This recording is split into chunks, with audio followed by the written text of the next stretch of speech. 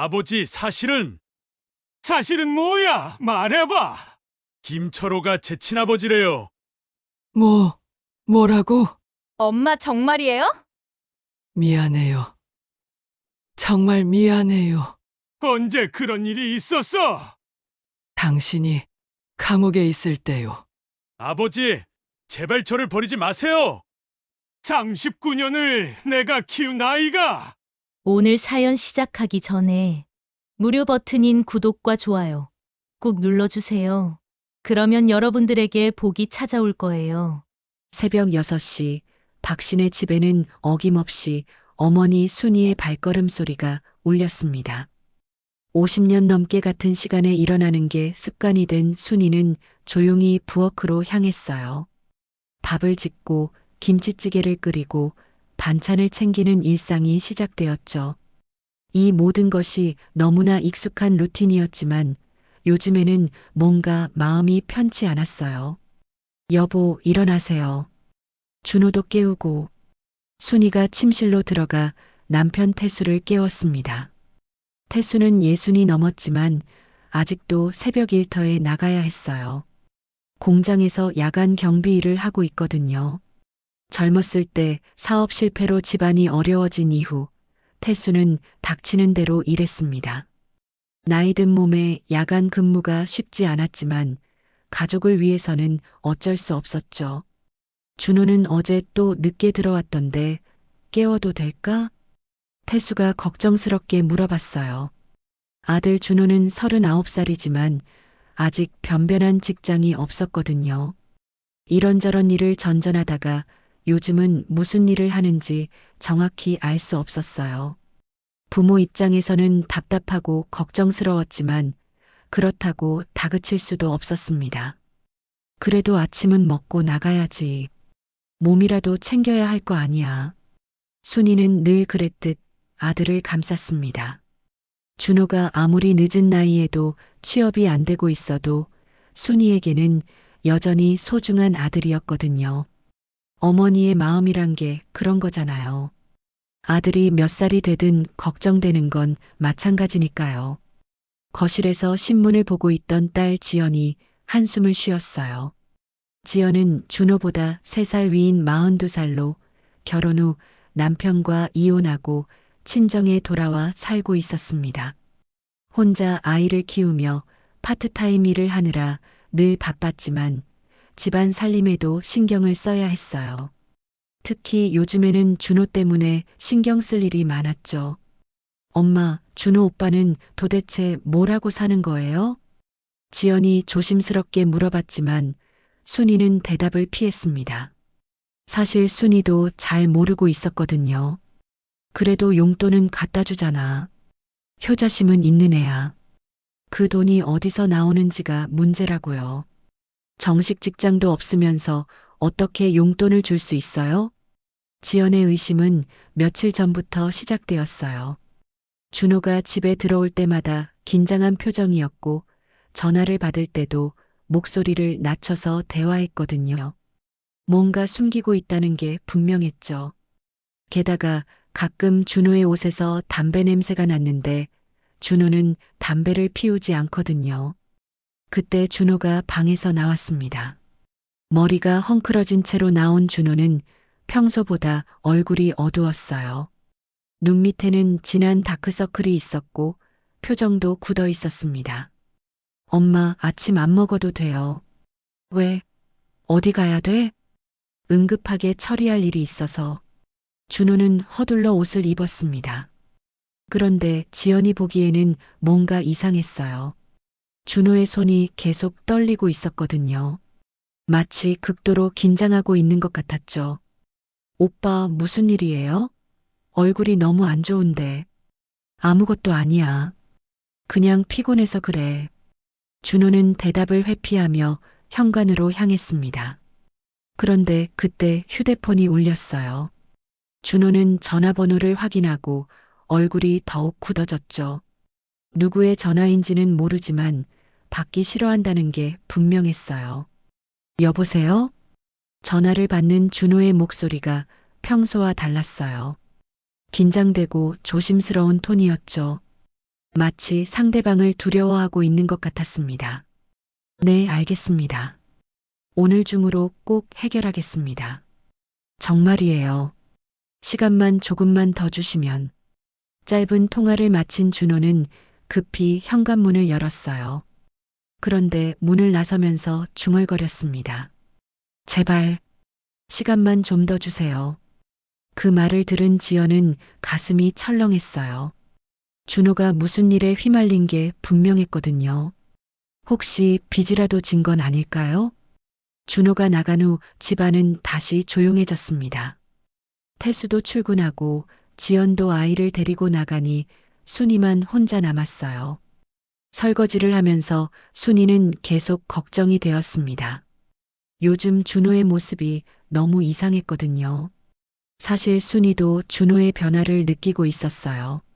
몇 달 전부터 준호는 예전과 달라졌거든요. 평소에는 집에서 편하게 쉬었는데 요즘은 계속 나가 있었어요. 그리고 돌아올 때마다 표정이 어두웠죠. 가끔은 밤늦게 들어와서 방에서 누군가와 긴 통화를 하곤 했습니다.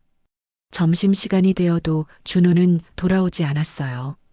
순이는 혼자 밥을 먹으면서도 계속 문을 쳐다봤습니다. 혹시 준호가 들어올까 봐서 말이에요. 준호 몫의 밥도 따로 덜었죠. 오후에 지연이 돌아왔을 때 순이는 조심스럽게 물어봤어요.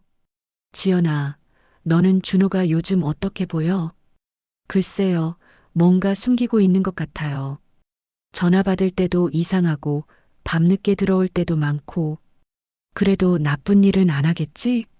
순이의 목소리에는 불안함이 섞여 있었어요. 아들을 믿고 싶지만 최근의 변화가 너무 심상치 않았거든요. 어머니의 직감이라는 게 있잖아요. 뭔가 좋지 않은 일이 벌어지고 있다는 느낌이 계속 들었어요. 엄마, 솔직히 말하면 오빠가 무슨 일에 휘말린 것 같아요. 요즘 전화 받을 때 보면 누군가에게 시달리고 있는 것 같거든요. 지연의 말을 들은 순이는 더욱 걱정이 되었어요. 혹시 준호가 빚쟁이들에게 쫓기고 있는 건 아닐까요? 저녁이 되어서야 준호가 집에 돌아왔습니다. 얼굴이 더욱 상해 보였어요. 마치 큰 스트레스를 받은 것 같았죠. 옷도 구겨져 있었고 머리카락도 흐트러져 있었어요. 준호야, 저녁 먹어라. 순이가 따뜻하게 말했지만 준호는 고개를 저었어요. 괜찮아요, 엄마. 배 안 고파요. 그래도 조금이라도 먹어야지. 아침부터 아무것도 안 먹었잖아. 순이는 준호를 위해 밥상을 차렸습니다. 준호가 좋아하는 반찬들도 함께 내놨죠. 하지만 준호는 몇 숟가락 뜨다가 그만 놓았어요. 입맛이 없다는 표정이었습니다. 엄마, 저 좀 쉴게요. 준호가 방으로 들어가려는데 지연이 불러 세웠습니다. 오빠, 잠깐만요. 왜? 요즘 무슨 일 하시는 거예요? 정확히 말씀해 주세요. 지연의 질문에 준호는 잠시 망설였어요. 뭔가 말하고 싶지만 할 수 없다는 표정이었죠. 그냥 이런저런 일에. 이런저런 일이 뭐예요? 구체적으로 말씀해 주세요. 우리도 걱정되거든요. 너는 왜 그렇게 캐묻는 거야? 준호의 목소리가 날카로워졌어요. 평소와는 다른 반응이었죠.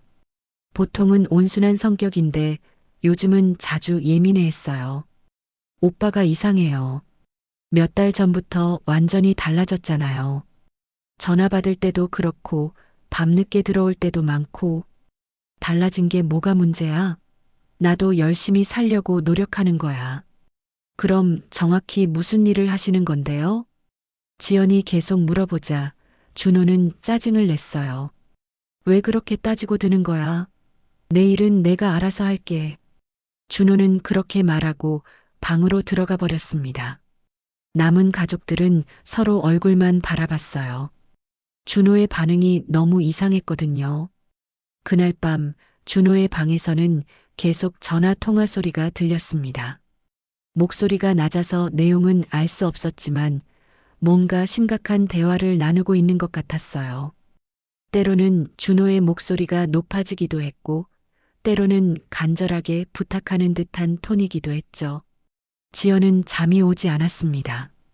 오빠가 무슨 일에 휘말린 건지 걱정이 되었거든요. 혹시 빚이라도 진 건 아닐까? 아니면 더 나쁜 일에 연루된 건 아닐까? 상상만 해도 끔찍했어요. 새벽 2시가 되어서야 준호의 방이 조용해졌어요. 하지만 지연은 여전히 잠들 수 없었습니다. 내일은 준호와 제대로 얘기해 봐야겠다고 생각했어요. 더 이상 이런 상황을 방치할 수는 없었거든요. 순이도 마찬가지였어요. 침실에서 뒤척이면서 잠들지 못했습니다. 준호가 무슨 일에 휘말린 건지, 혹시 위험한 일은 아닌지 걱정이 되었어요. 어머니의 마음이란 게 그런 거잖아요. 자식이 힘들어하면 같이 힘들어지게 되거든요. 박신의 집의 평온은 겉보기에만 그랬습니다. 표면 아래에는 불안과 걱정이 자리 잡고 있었어요. 특히 준호를 둘러싼 의문들이 점점 커져가고 있었죠. 가족들은 아직 모르고 있었지만 곧 모든 게 드러날 순간이 다가오고 있었습니다. 그리고 그 진실은 이 가족의 모든 것을 뒤바꿔 놓게 될 거예요. 다음 날 아침 순이는 평소보다 일찍 일어났습니다.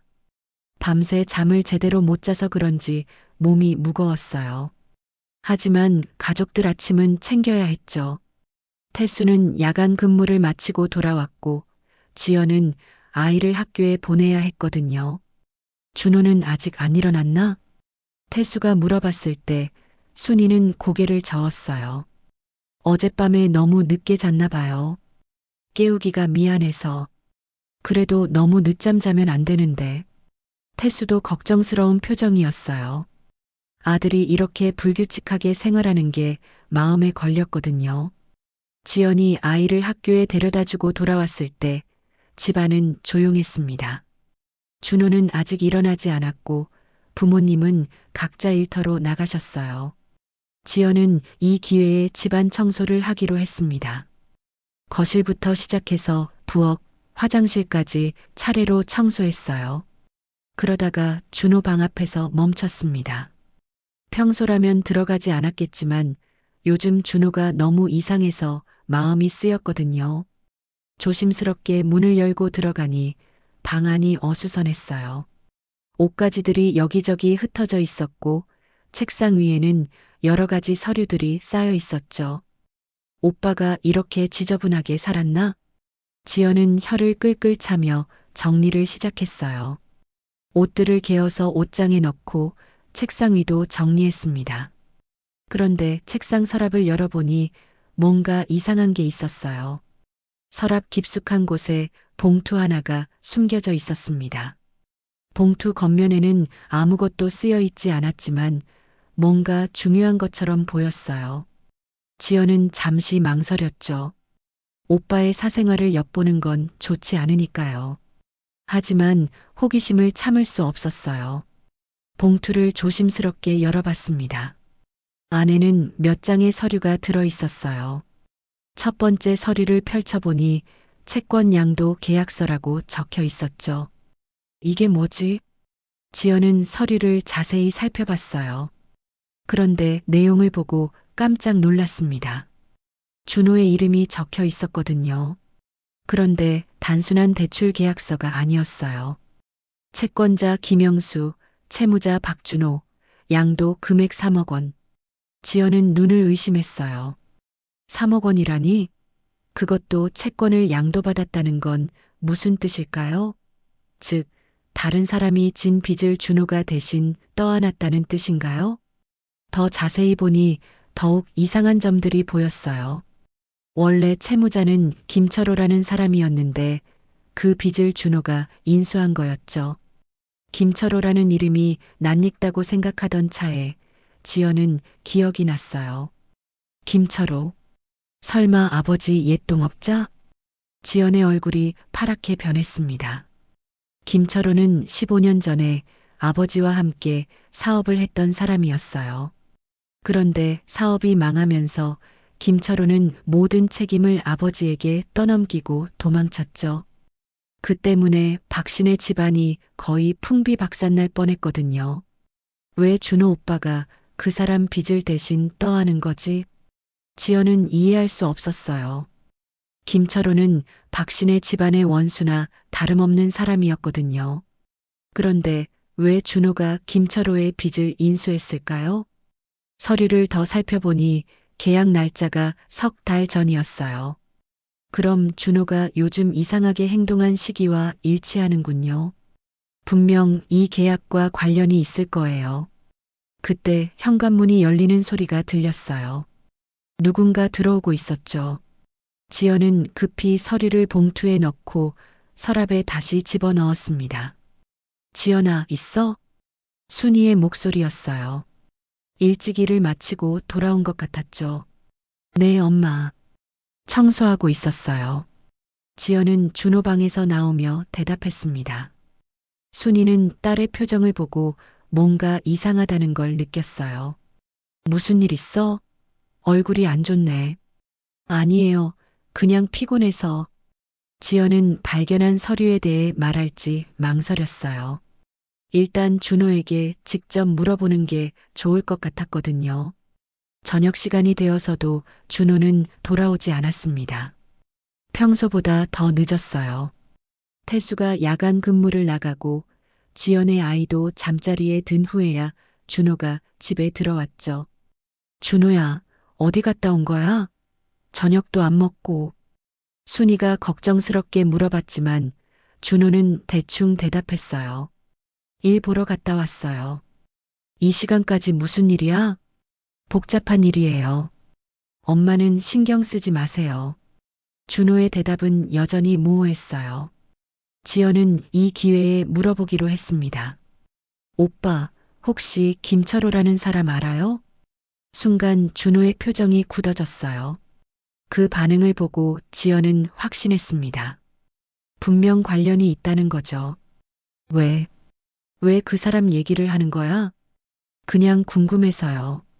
아버지 옛 동업자잖아요. 그런 옛날 사람 얘기는 왜 해? 준호는 불편한 기색을 보였어요. 뭔가 숨기고 있다는 게 더욱 분명해졌죠. 오빠, 혹시 그 사람과 무슨 일이 있는 거예요?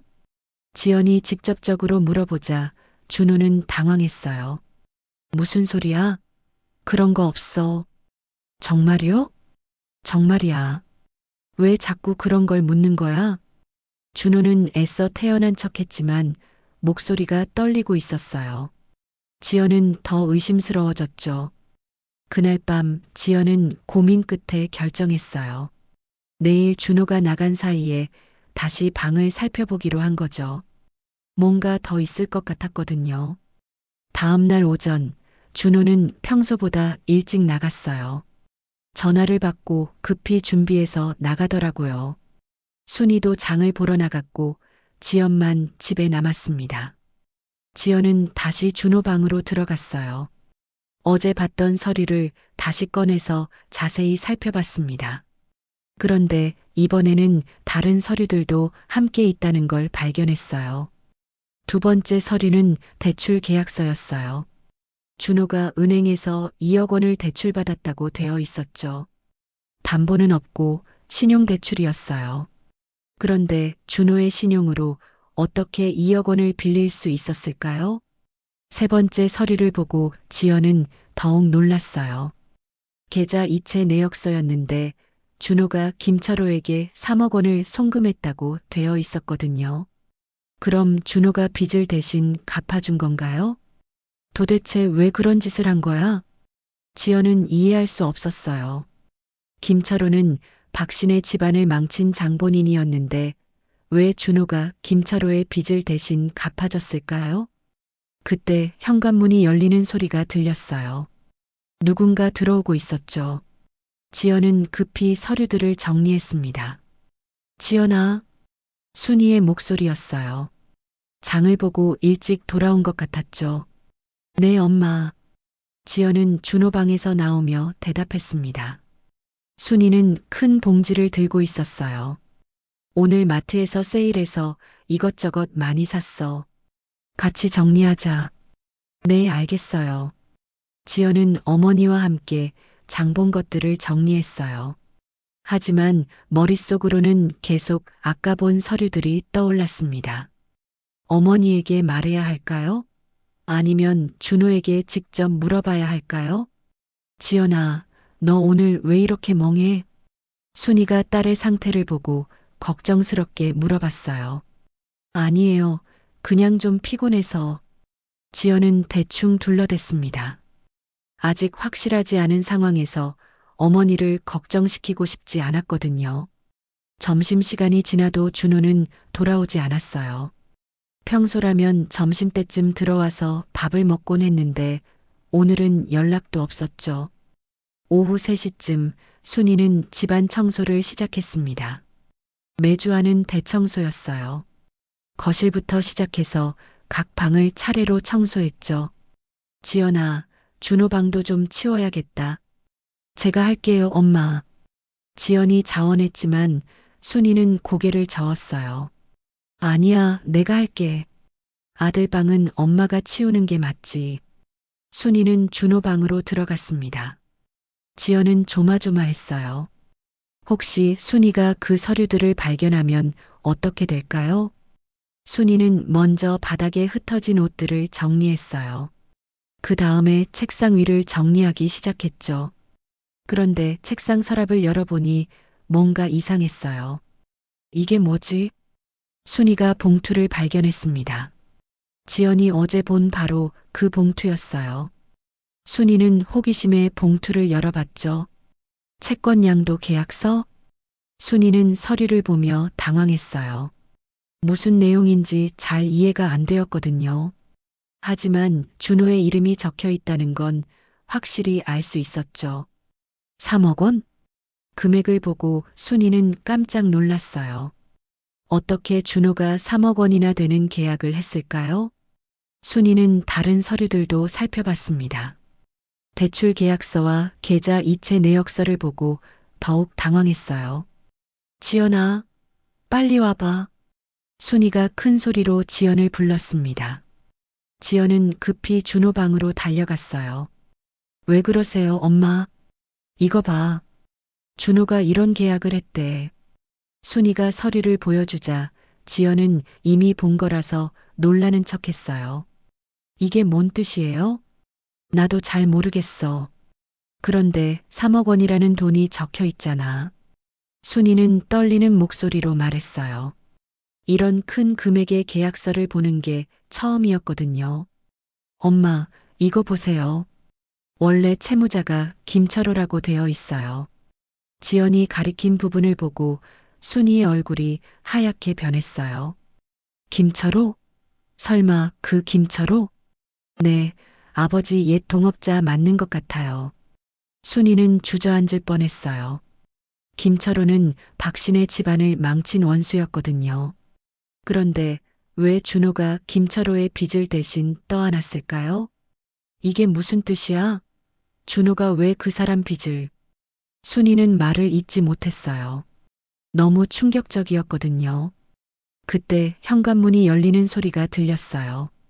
준호가 돌아온 것 같았죠. 순이와 지연은 서둘러 서류를 정리했습니다. 엄마, 지연 누나, 뭐 하세요? 준호가 방문 앞에 서서 물어봤어요. 두 사람이 자신의 방에 있는 걸 보고 의아해하는 것 같았죠. 청소하고 있었어. 순이가 대답했지만 목소리가 떨리고 있었어요. 청소요? 제가 할 텐데. 준호는 방 안을 살펴봤습니다. 혹시 뭔가 발견되었나 싶어서 말이에요. 준호야, 이게 뭐야? 순이가 더 이상 참을 수 없어서 서류를 꺼내 보였습니다. 준호의 얼굴이 순간 굳어졌어요. 그게 어디서 나온 거예요? 내 서랍에서 찾았어. 이게 뭔 뜻이야? 순이의 목소리에는 다급함이 담겨 있었어요. 엄마, 그건... 준호는 대답을 망설였습니다. 뭔가 말하고 싶지만 할 수 없다는 표정이었죠. 준호야, 엄마한테 솔직히 말해. 너 무슨 일에 휘말린 거야? 순이의 간절한 목소리를 들으며 준호는 고개를 떨궜어요. 더 이상 숨길 수 없다는 걸 알았던 거죠. 엄마, 이거 복잡한 일이에요. 복잡해도 말해봐. 엄마가 이해할게. 그게 쉽게 설명하기 어려워요. 준호는 여전히 망설이고 있었어요. 하지만 순이와 지연의 시선이 준호를 압박했죠. 오빠 김철호가 누군지 알잖아요. 아버지를 망친 그 사람 말이에요. 지연이 직접적으로 말하자 준호는 놀란 표정을 지었어요. 너가 어떻게 그걸? 그럼 정말 그 사람과 관련된 일이에요? 지연아, 제발. 준호는 간절한 표정으로 지연을 바라봤어요. 하지만 지연은 물러서지 않았습니다. 오빠, 도대체 무슨 일인지 말씀해 주세요. 우리도 알 권리가 있잖아요. 준호는 더 이상 피할 수 없다는 걸 깨달았어요. 하지만 진실을 말하기에는 너무 복잡한 사정이 있었죠. 준호는 한참을 망설이다가 무거운 한숨을 내쉬었습니다. 더 이상 숨길 수 없다는 걸 알았거든요. 순이와 지연의 시선이 자신을 뚫어져라 쳐다보고 있었어요. 엄마, 누나, 앉으세요. 설명해 드릴게요. 준호가 침대에 앉으며 말했습니다. 순이와 지연도 긴장한 표정으로 자리에 앉았어요. 김철호, 그 사람 맞아요. 준호의 첫마디에 순이의 얼굴이 굳어졌습니다. 뭐, 정말 그 사람이야? 네. 석 달 전에 저한테 연락이 왔어요. 연락을? 갑자기 왜? 지연이 다급하게 물어봤어요. 김철호가 왜 갑자기 준호에게 연락했을까요? 처음에는 저도 놀랐어요. 15년 만에 갑자기 전화가 온 거니까요. 준호는 그날을 떠올리며 말했어요. 그 사람이 뭐라고 했는데? 순이가 떨리는 목소리로 물어봤습니다. 죄송하다고 했어요. 아버지한테 피해를 끼쳐서 미안하다고. 그리고 자신의 빚을 제가 대신 떠안아달라고 부탁했어요. 뭐라고? 순이와 지연이 동시에 소리쳤어요. 말도 안 되는 부탁이었거든요. 저도 처음에는 거절했어요. 당연히 거절해야 하는 거 아니에요? 그럼 왜 결국 계약서까지 썼어? 지연이 따져 물었습니다. 준호는 고개를 떨궜어요. 그 사람이 저에게 말했어요. 아버지가 예전에 당한 피해를 보상해주고 싶다고. 보상? 15년 전에 사업이 망했을 때 아버지가 모든 책임을 떠안았잖아요. 그런데 사실은 김철호가 더 큰 잘못을 했었대요. 준호의 설명을 들으며 순이는 혼란스러웠어요. 갑자기 무슨 소리인지 이해가 안 되었거든요. 구체적으로 어떤 잘못을 했다는 거야? 김철호가 회사 돈을 빼돌렸었대요. 그것도 상당한 금액을. 그런데 모든 걸 아버지 탓으로 돌리고 도망쳤다고 했어요. 그런 게 사실이라면 왜 지금에 와서 얘기하는 거야? 지연이 의심스럽게 물어봤어요. 너무 늦은 고백이었거든요. 김철호가 말하기를 이제 자신도 나이가 들어서 양심의 가책을 느낀다고 했어요. 그래서 아버지에게 직접 사과하고 싶은데 용기가 안 난다고. 그래서 너한테 연락한 거야? 네. 저를 통해서 아버지께 사과의 뜻을 전하고 싶다고 했어요. 순이는 김철호의 갑작스러운 양심 발견이 믿어지지 않았어요. 15년이나 지난 일을 왜 지금에 와서 사과하려고 할까요? 그래서 빚을 대신 떠안는 게 사과라는 거야? 김철호가 말하기를 자신이 진 빚을 제가 대신 갚아주면 그 돈으로 아버지께 피해 보상을 해드리겠다고 했어요. 말이 안 되잖아. 네가 왜 그 사람 빚을 갚아야 해? 지연이 화를 내며 말했습니다. 상식적으로 이해가 안 되는 일이었거든요. 저도 그렇게 생각했어요. 하지만 준호가 말을 멈췄어요. 뭔가 더 있다는 것 같았죠. 하지만 뭐? 순이가 다급하게 물어봤습니다. 김철호가 놀라운 사실을 알려줬어요. 무슨 사실?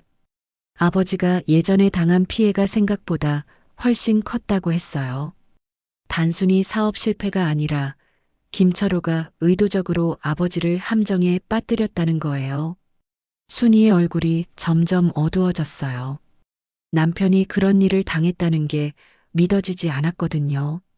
그런 얘기를 왜 지금에 와서 하는 거야?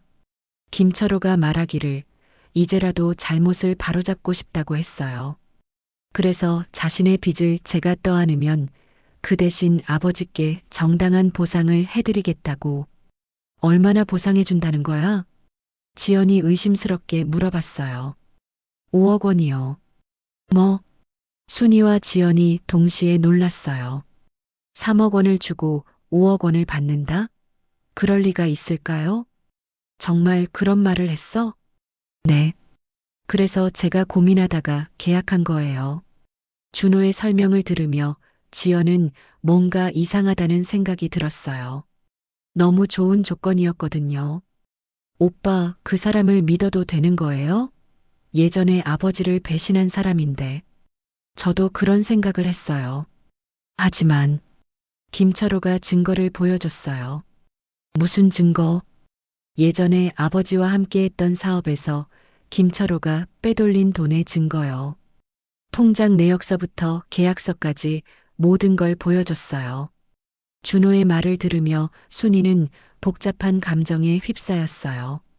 만약 그게 사실이라면 남편이 억울하게 당한 거였던 거잖아요.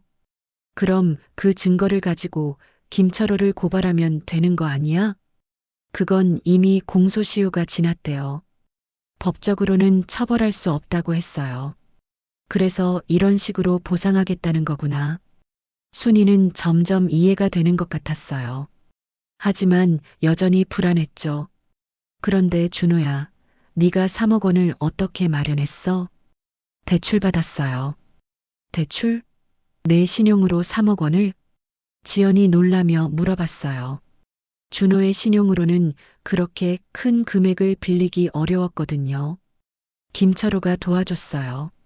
보증을 서주고 필요한 서류도 준비해줬어요. 그 사람이 보증을 섰다고? 순이는 더욱 의심스러웠어요.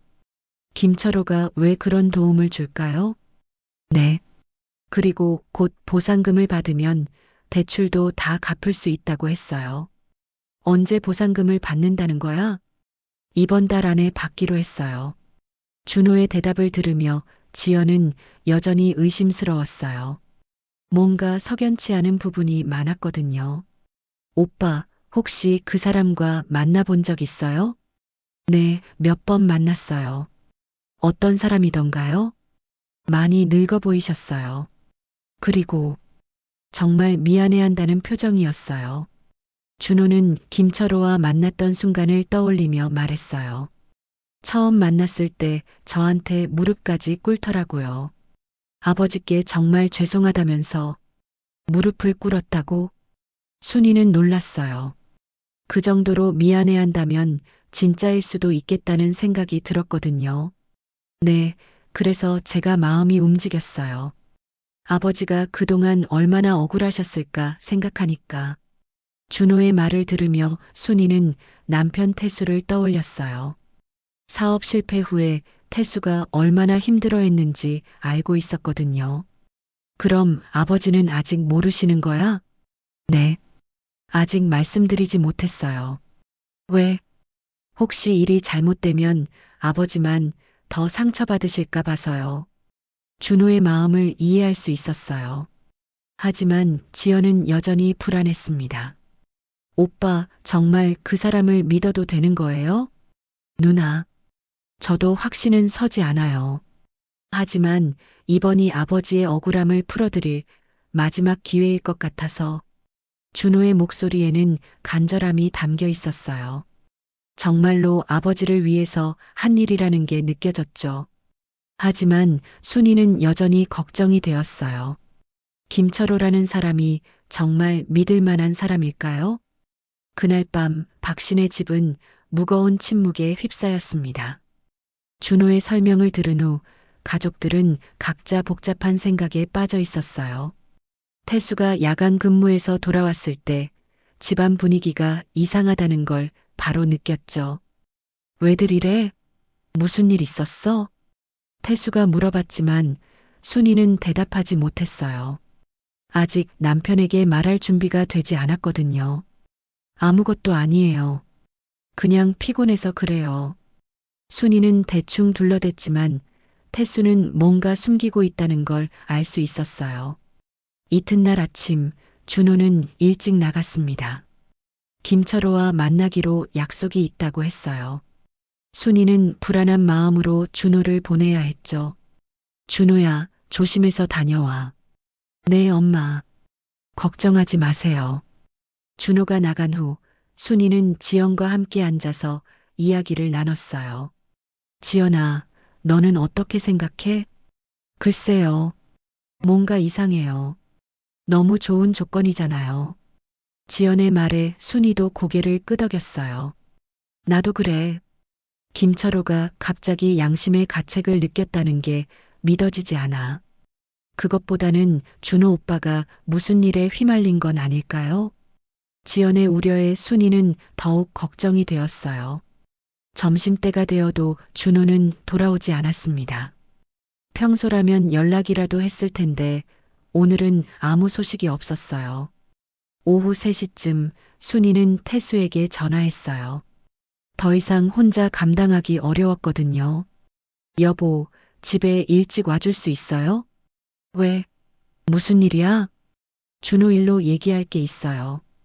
태수는 순이의 목소리가 심각하다는 걸 느끼고 일찍 퇴근했습니다. 오후 5시 태수가 집에 돌아왔을 때 순이와 지연이 거실에서 기다리고 있었어요. 무슨 일이야? 준호는 어디 갔고? 태수가 앉으며 물어봤습니다. 순이는 준호가 숨겨온 서류들을 꺼내 보였어요. 이거 좀 봐요. 태수가 서류를 펼쳐보는 순간 얼굴이 굳어졌습니다. 이게 뭐야? 채권 양도 계약서? 준호가 김철호 빚을 대신 떠안았어요. 김철호?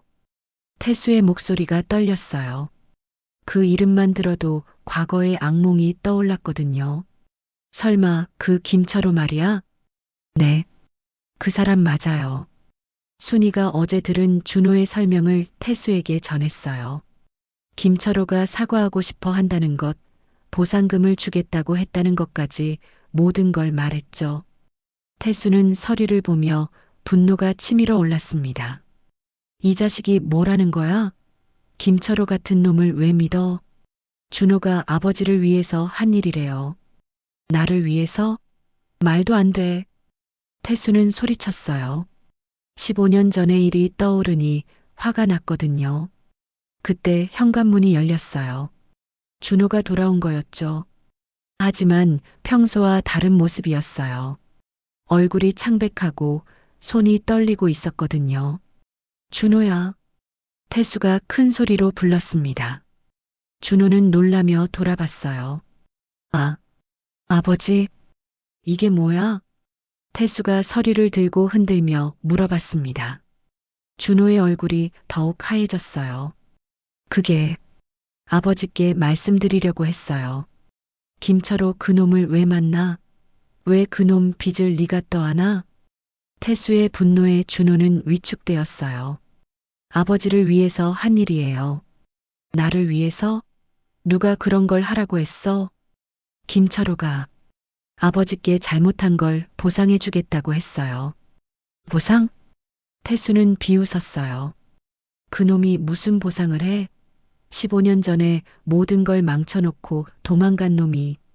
준호는 김철호와 만났던 일을 아버지에게 설명했어요. 하지만 태수는 믿지 않았습니다. 그놈 말을 믿어? 너 정신 나갔어? 아버지, 김철호가 정말 미안해했어요.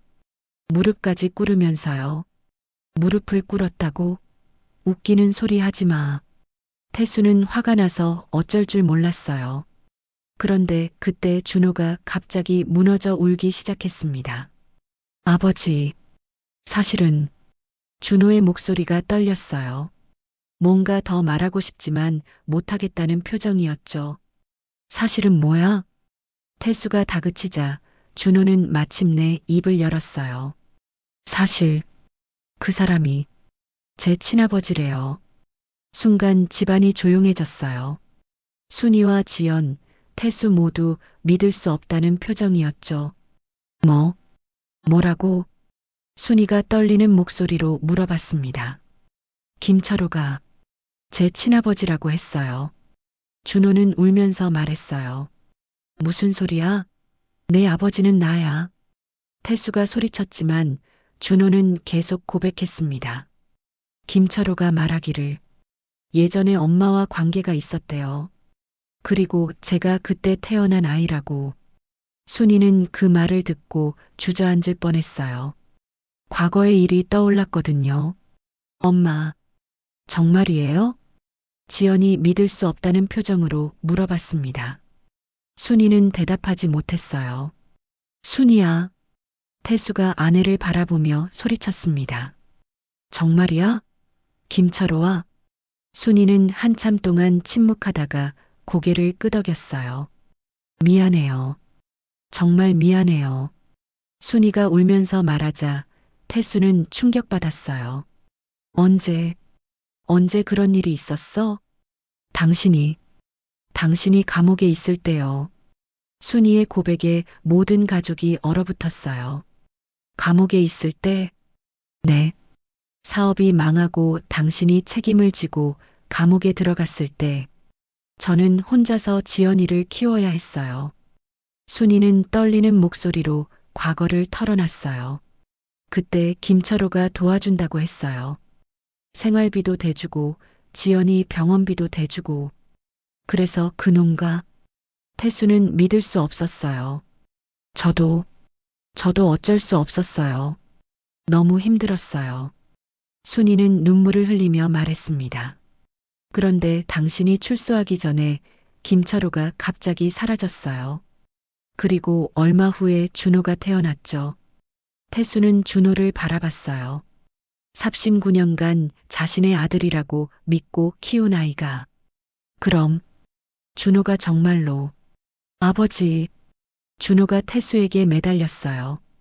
저는 아버지가 진짜 아버지예요.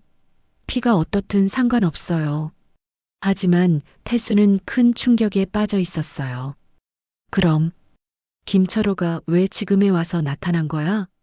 김철호가 말하기를 자신이 죽기 전에 아들에게 재산을 물려주고 싶다고 했어요. 준호의 말에 지연은 소스라쳤어요. 그럼 오빠가 김철호의 재산을 상속받는다는 거예요? 네. 그런데 그 전에 자신의 빚을 정리해야 한다고 했어요. 그래서 제가 대신 떠안은 거예요. 재산이 얼마나 된다는 거야?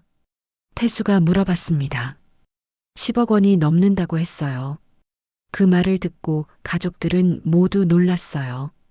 상상도 못한 큰 돈이었거든요. 그럼 오빠가 그 돈을 받는다는 거예요? 지연이 물어봤지만 준호는 고개를 저었어요. 저는 그런 돈 필요 없어요. 우리 가족이 더 소중해요. 하지만 태수는 아직도 충격에서 벗어나지 못했어요. 39년을 내가 키운 아이가. 아버지, 제발 저를 버리지 마세요. 준호는 울면서 아버지에게 매달렸습니다. 저한테는 아버지가 전부예요. 김철호 같은 사람은 아무것도 아니에요. 하지만 가족들의 마음은 이미 흔들리고 있었어요. 순이는 죄책감에 시달리고 태수는 배신감에 빠져 있었죠.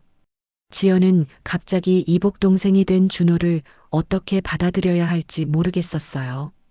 그럼 김철호는 언제 재산을 넘겨준다는 거야?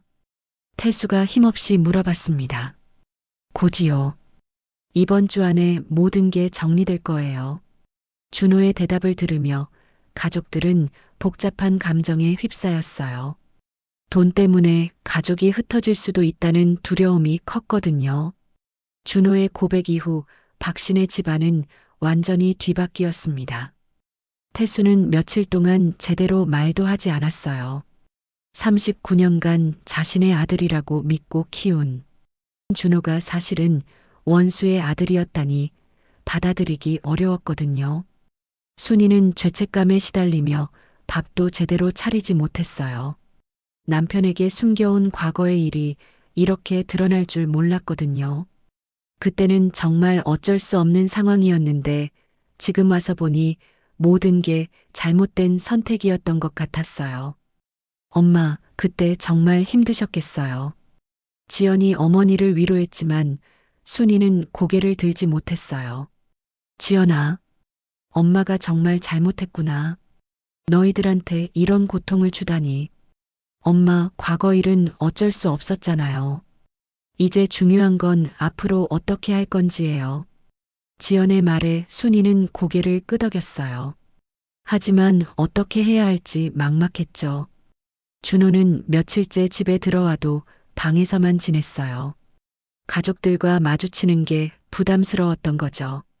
특히 아버지 태수의 시선을 받는 게 가장 힘들었어요. 준호야, 밥 먹어라. 순이가 준호 방 문을 두드리며 말했지만 대답이 없었어요. 준호야?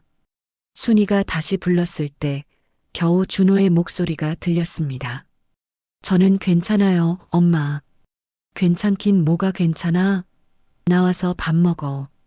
순이의 간절한 목소리에 준호는 마지못해 방에서 나왔어요. 하지만 식탁에 앉은 가족들의 분위기는 무거웠죠. 태수는 준호를 쳐다보지도 않았어요. 지연은 어색한 표정이었고 순이만 애써 밝게 굴려고 했죠.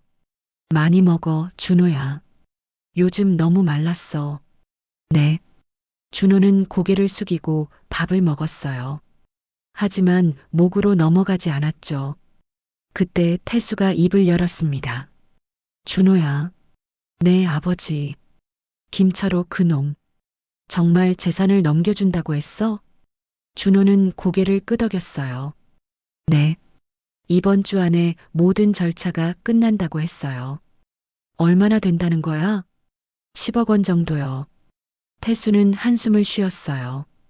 분명 큰 돈이었지만 그 돈을 받는 대가가 너무 컸거든요. 그 돈 받으면 어떻게 할 거야? 모르겠어요. 처음에는 가족을 위해서 쓰려고 했는데 이제는 받고 싶지 않아요. 준호의 솔직한 대답에 순이가 눈물을 흘렸어요. 준호야, 엄마가 미안해. 엄마 잘못 아니에요. 저도 이런 일이 생길 줄 몰랐어요. 가족들이 각자 마음의 상처를 안고 있을 때 갑자기 준호의 휴대폰이 울렸어요. 준호는 전화번호를 확인하고 얼굴이 굳어졌습니다. 받아야겠어요. 준호가 일어서서 전화를 받았어요. 네, 김철호 씨. 그 이름을 듣자 태수의 표정이 일그러졌어요. 네, 오늘이요? 그렇게 급하게? 준호의 목소리가 당황스러워했어요. 알겠습니다. 지금 바로 갈게요. 통화를 마친 준호는 가족들을 바라봤어요. 김철호가 오늘 당장 만나자고 해요. 모든 절차를 마무리하겠다고. 오늘? 순이가 놀라며 물어봤어요. 네. 더 이상 미룰 수 없다고 했어요. 준호는 급히 옷을 챙겨 입었습니다. 준호야, 혼자 가지 마. 내가 같이 갈게. 태수가 일어서며 말했어요. 더 이상 아들을 혼자 보낼 수 없었거든요. 아버지, 같이 가시겠어요? 당연하지. 내가 김철호 그놈과 직접 얘기해야겠어. 태수의 말에 순이도 불안해졌어요. 여보, 괜찮을까요? 괜찮아. 이제 모든 걸 정리해야 해. 태수와 준호가 함께 나간 후 집에는 순이와 지연만 남았어요. 두 사람은 불안한 마음으로 기다릴 수밖에 없었죠. 엄마, 정말 괜찮을까요? 모르겠다. 하지만 이제 더 이상 숨길 수는 없으니까. 순이는 남편과 아들이 무사히 돌아오기만을 바랐어요.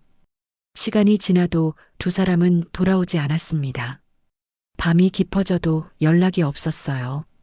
순이는 계속 휴대폰을 확인했지만 아무 소식이 없었죠. 혹시 무슨 일이 생긴 건 아닐까요? 지연도 걱정이 되었어요. 김철호 같은 놈이니까 무슨 일을 벌일지 몰라. 순이는 불안해하며 말했어요. 새벽 2시가 되어서야 현관문이 열렸습니다. 태수와 준호가 돌아온 거였어요. 하지만 두 사람의 표정이 이상했어요. 어떻게 됐어요? 순이가 다급하게 물어봤습니다. 태수는 소파에 주저앉으며 깊은 한숨을 쉬었어요. 순이야, 우리가 몰랐던 게 또 있었어. 뭐가 또 있다는 거예요? 김철호 그놈이 단순히 재산만 물려주려는 게 아니었어. 태수의 말에 순이와 지연은 긴장했어요. 무슨 뜻이에요? 김철호가 죽기 전에 자신의 모든 죄를 준호에게 떠넘기려고 했던 거야. 죄를 떠넘긴다고요? 지연이 놀라며 물어봤어요.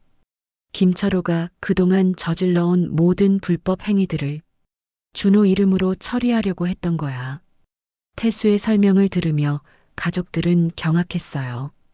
그럼 준호가 대신 처벌받는다는 거예요? 그런 셈이지. 재산은 주겠지만 대신 모든 죄를 뒤집어 써야 하는 거야. 준호는 고개를 숙이고 있었어요. 자신이 얼마나 큰 함정에 빠져 있었는지 이제야 깨달았거든요. 준호야, 그래서 어떻게 했어? 순이가 떨리는 목소리로 물어봤습니다. 계약을 파기했어요. 준호의 대답에 가족들은 안도했어요. 잘했어, 준호야. 태수가 처음으로 준호를 바라보며 말했어요. 네가 누구 아들이든 이제부터는 내 아들이다. 그 말을 듣고 준호는 눈물을 흘렸어요. 정말 다행이었어요. 하지만 아직 해결되지 않은 문제가 남아 있었어요.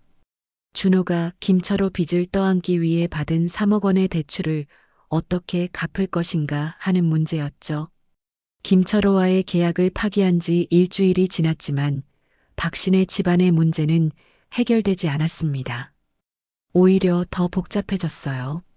준호가 대출받은 3억 원을 어떻게 갚을 것인가 하는 현실적인 문제가 남아 있었거든요. 준호야, 은행에서 연락 온 거 없어? 태수가 걱정스럽게 물어봤어요. 대출 상환 기일이 다가오고 있었거든요. 아직은 없어요. 하지만 곧 연락이 올 거예요. 준호는 불안한 표정으로 대답했습니다. 사실 이미 은행에서 몇 번 연락이 왔었거든요. 하지만 가족들을 더 걱정시키고 싶지 않아서 말하지 않았어요. 순이는 며칠째 제대로 잠을 못 자고 있었어요. 아들이 빚더미에 앉게 된 것도 결국 자신의 과거 때문이었으니까요. 내가 제대로 했으면 이런 일이 없었을 텐데. 순이가 혼잣말을 하자 지연이 어머니 옆에 앉았어요. 엄마, 이제 와서 후회해도 소용없어요. 앞으로 어떻게 할지 생각해야죠. 그래도 준호가 이런 고생을 하게 된 게 다 내 탓이야. 순이는 자책하며 눈물을 흘렸어요. 지연도 마음이 아팠지만 지금은 현실적인 해결책을 찾아야 했어요. 그날 저녁 준호가 집에 들어왔을 때 표정이 더욱 어두웠어요. 뭔가 나쁜 일이 생긴 것 같았죠. 준호야, 무슨 일 있었어? 태수가 물어보자 준호는 주저하며 대답했어요. 김철호가 다시 연락했어요. 또 가족들이 모두 긴장했어요. 뭐라고 했는데? 계약 파기 때문에 화가 났대요. 그리고 준호가 말을 멈췄어요. 뭔가 더 심각한 얘기가 있는 것 같았죠. 그리고 뭐? 지연이 다그쳐 물어봤습니다. 제가 이미 받은 3억 원을 당장 돌려주지 않으면 법적 조치를 취하겠다고 했어요. 법적 조치? 태수의 목소리가 높아졌어요. 사기죄로 고발하겠다는 거예요. 준호의 말에 가족들은 경악했어요. 사기죄라니? 그게 무슨 소리야? 김철호가 말하기를 제가 처음부터 그를 속이려고 접근했다고 주장하겠다는 거예요. 말도 안 되는 소리잖아. 지연이 화를 내며 소리쳤어요. 하지만 증거는 김철호 쪽에 더 많아요. 저와 주고받은 문자 메시지들, 통화 녹음까지 다 가지고 있대요. 준호의 말을 들으며 태수는 분노가 치밀었어요. 그놈이 아직도 우리 가족을 괴롭히려고 하는구나. 아버지, 어떻게 하죠? 준호가 절망적인 표정으로 물어봤어요. 그때 순이가 갑자기 일어났습니다. 내가 김철호를 만나볼게. 엄마. 지연이 놀라며 어머니를 바라봤어요. 이 모든 일의 시작이 나였으니까 내가 끝을 내야 해. 순이의 목소리에는 결연함이 담겨 있었어요. 순이야, 위험해. 그놈을 믿을 수 없어. 태수가 말렸지만 순이는 마음을 굳혔어요. 괜찮아요. 준호가 이런 고생을 하는 걸 더 이상 볼 수 없어요. 다음 날 순이는 준호를 통해 김철호와 만나기로 약속했어요. 김철호도 순이를 만나고 싶어 했거든요. 약속 장소는 시내 호텔 로비였어요. 순이는 오랜만에 정장을 입고 나갔습니다. 마음의 준비를 단단히 하고 말이에요. 호텔에 도착했을 때 김철호는 이미 와 있었어요. 15년 만에 보는 김철호는 많이 늙어 있었죠. 머리는 하얗게 새었고 얼굴에는 주름이 깊게 패여 있었어요. 순이 씨, 오랜만입니다. 김철호가 일어서서 인사했어요. 순이는 차가운 표정으로 자리에 앉았죠. 왜 내 아들을 괴롭히는 거예요? 순이는 바로 본론을 꺼냈어요. 괴롭히는 게 아닙니다. 제 아들에게 당연한 권리를 주려는 거예요. 당연한 권리? 준호는 제 친아들이에요. 제 재산을 물려받을 권리가 있죠. 김철호의 말에 순이는 화가 났어요. 그런 권리 필요 없어요. 준호는 이미 좋은 아버지가 있어요. 하지만 혈연은 바뀔 수 없죠. 김철호는 냉소적으로 웃었어요. 그럼 왜 이제 와서 나타났어요? 39년 동안 어디 있었어요? 순이의 추궁에 김철호는 잠시 망설였어요. 사실 저는 준호가 제 아들이라는 걸 최근에 알게 되었어요. 무슨 소리예요? 순이 씨가 임신했을 때 저는 이미 다른 곳으로 떠난 후였거든요. 그래서 몰랐어요. 김철호의 설명에 순이는 의외였어요. 그럼 어떻게 알게 되었어요? 우연히 준호의 사진을 봤어요. 어떤 모임에서 찍힌 사진이었는데 젊은 시절 제 모습과 너무 닮아 있더라고요. 김철호는 계속 설명했어요. 그래서 사람을 시켜 조사해 봤더니 정말 제 아들이었던 거예요. 조사를 했다고요? 순이는 불쾌했어요. 허락도 없이 자신의 가족을 조사했다니. 죄송합니다. 하지만 확인이 필요했거든요. 그래서 준호에게 접근한 거군요. 네. 하지만 처음에는 정말 좋은 의도였어요. 아들에게 재산을 물려주고 싶었거든요. 김철호의 말을 들으며 순이는 뭔가 이상하다는 생각이 들었어요. 그런데 왜 이렇게 복잡하게 했어요? 그냥 직접 주면 되잖아요. 그게 제가 지금 건강이 좋지 않아요. 김철호가 말하자 순이는 놀랐어요. 건강이 안 좋다고요? 네. 시한부 선고를 받았어요. 몇 개월 남지 않았어요. 그 말을 듣고 순이는 복잡한 감정이 들었어요. 미워했던 사람이지만 죽어간다는 얘기를 들으니 마음이 무거워졌거든요. 그래서 급하게 재산 정리를 하려는 거였어요. 하지만 제가 직접 준호에게 주면 다른 사람들이 문제를 제기할 수 있거든요. 다른 사람들이요? 제게는 전처와 사이에서 낳은 다른 자식도 있어요. 그 아이들이 반발할 거예요. 김철호의 말에 순이는 더욱 혼란스러웠어요. 그래서 이런 복잡한 방법을 쓴 거예요? 네. 죄송합니다. 김철호는 고개를 숙였어요. 하지만 이제 준호가 계약을 파기했으니까 다른 방법을 찾아야겠어요. 다른 방법이요? 직접 증여하는 거예요. 다만, 김철호가 말을 멈췄어요. 다만 뭐예요? 세금 문제가 있어요. 증여세가 상당할 거예요. 순이는 또 다른 복잡한 문제가 생긴다는 걸 깨달았어요. 그럼 어떻게 해야 해요? 준호가 정말로 제 재산을 받을 의사가 있다면 법적인 절차를 거쳐서 정식으로 상속받는 게 좋겠어요. 김철호의 제안을 들으며 순이는 고민에 빠졌어요. 과연 이 제안을 받아들여야 할까요? 순이가 김철호와의 만남에서 돌아왔을 때 가족들은 모두 거실에서 기다리고 있었어요. 순이의 표정을 보니 뭔가 중요한 얘기가 있었다는 걸 알 수 있었죠. 어떻게 됐어요, 엄마? 지연이 다급하게 물어봤습니다. 순이는 자리에 앉으며 깊은 한숨을 쉬었어요. 김철호가 죽어간다고 해요. 뭐? 가족들이 모두 놀랐어요. 시한부 선고를 받았대요. 몇 개월 남지 않았다고. 순이의 말에 준호는 복잡한 표정을 지었어요. 미워해야 할 사람이지만 친부가 죽어간다는 얘기를 들으니 마음이 무거웠거든요. 그래서 급하게 재산 정리를 하려는 거였군. 태수가 중얼거렸어요. 그 사람이 뭐라고 했어요? 지연이 물어보자 순이는 김철호와 나눈 대화를 자세히 설명했어요. 다른 자식들이 있다는 것, 정식으로 상속받는 방법이 있다는 것까지 모든 걸 말했죠. 그럼 준호 오빠가 정말로 그 재산을 상속받을 수 있다는 거예요? 지연의 질문에 순이는 고개를 끄덕였어요. 법적으로는 가능하다고 해요. 하지만 김철호의 다른 자식들이 반대할 거라고 했어요. 그 말을 듣고 태수는 화가 났어요. 그럼 결국 준호만 힘들어지는 거잖아. 아버지, 괜찮아요. 저는 그런 재산 필요 없어요. 준호가 말했지만 태수는 분노를 참을 수 없었어요. 아니야.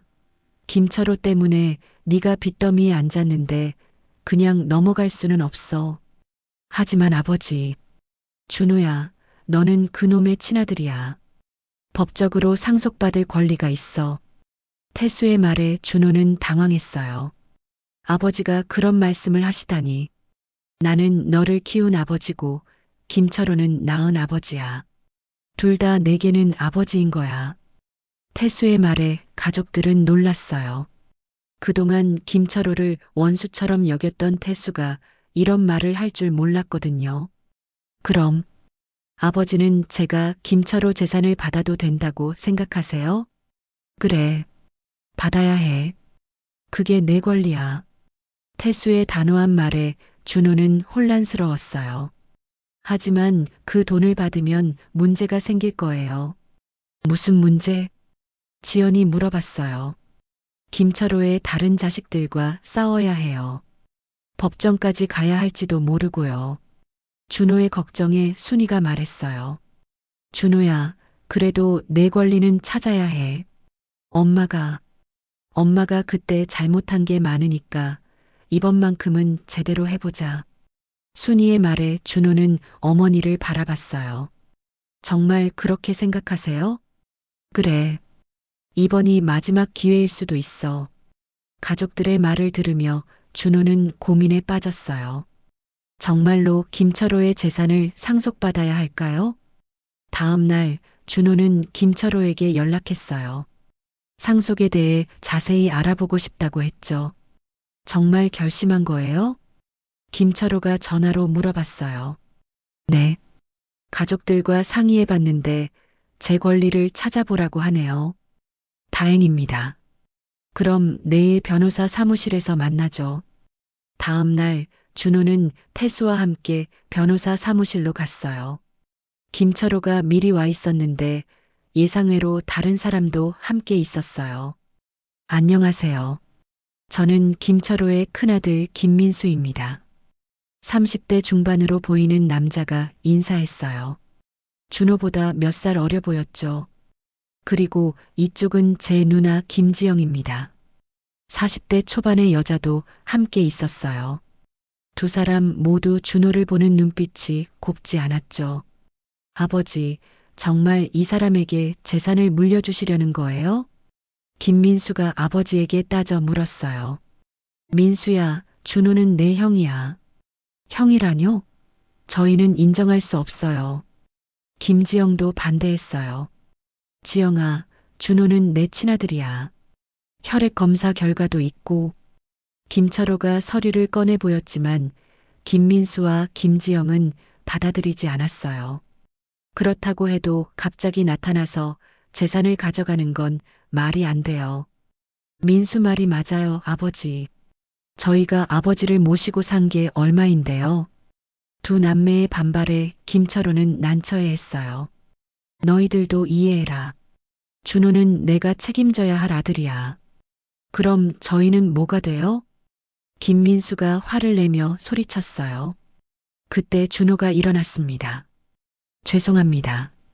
저는 그런 재산 필요 없어요. 준호야, 뭔 소리야? 태수가 놀라며 아들을 말렸어요. 아버지, 저는 이미 좋은 가족이 있어요. 다른 건 필요 없어요. 준호의 말에 김철호는 당황했어요. 준호야, 이건 내 권리야. 제 권리는 이미 충분히 받았어요. 저를 키워주신 아버지, 사랑해주신 어머니, 챙겨주신 누나가 있잖아요.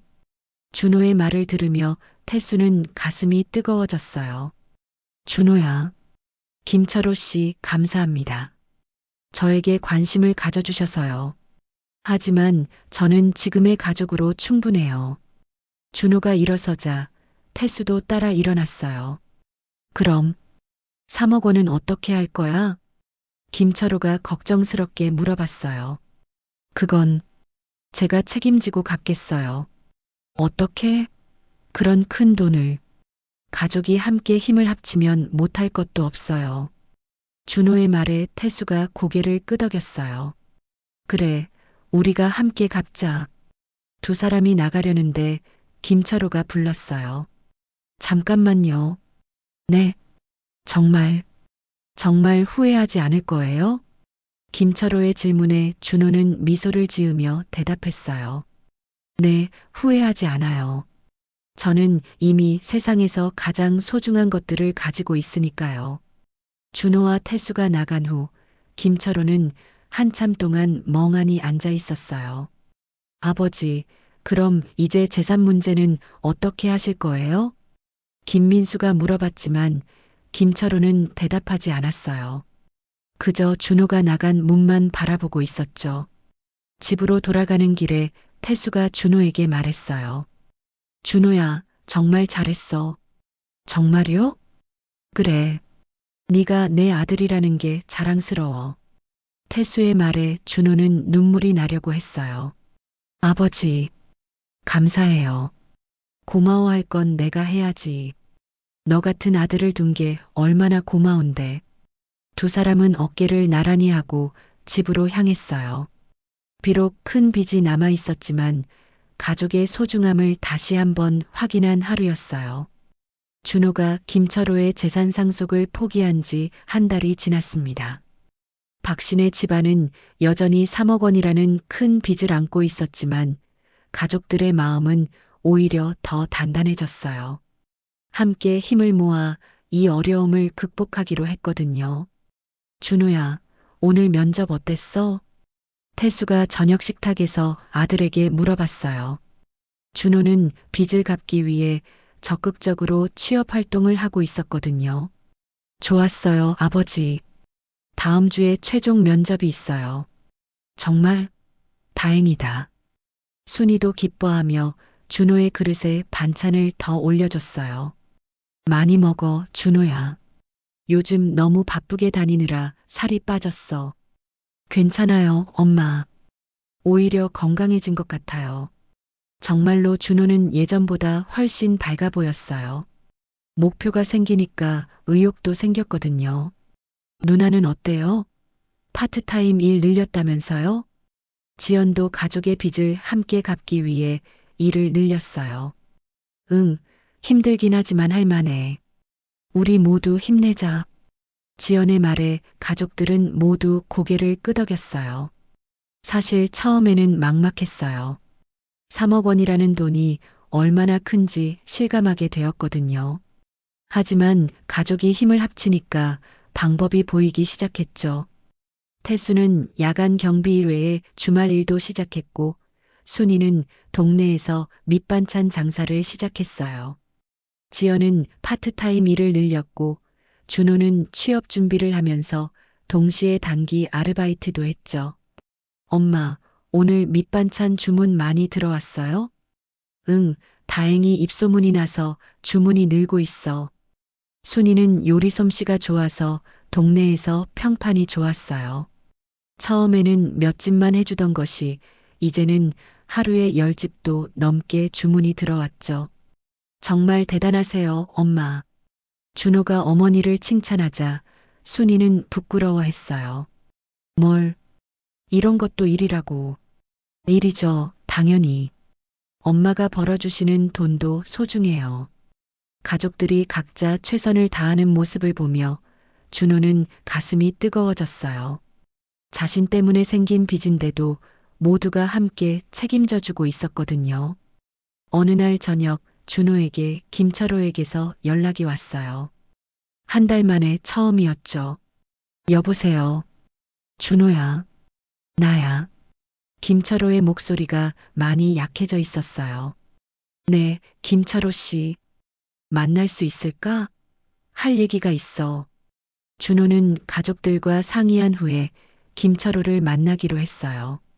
다음 날 준호는 병원에서 김철호를 만났습니다. 김철호는 입원해 있었어요. 한 달 사이에 많이 쇠약해진 모습이었죠. 많이 아프세요? 준호가 걱정스럽게 물어봤어요. 괜찮아. 이제 별로 남지 않았으니까. 김철호는 쓸쓸하게 웃었어요. 제가 왜 오라고 하셨는지 알 것 같아요. 그래. 뭔데? 3억 원 때문이죠? 준호의 말에 김철호는 고개를 끄덕였어요. 내 가족들이 고생하고 있다는 얘기를 들었어. 괜찮아요. 저희끼리 해결할 수 있어요.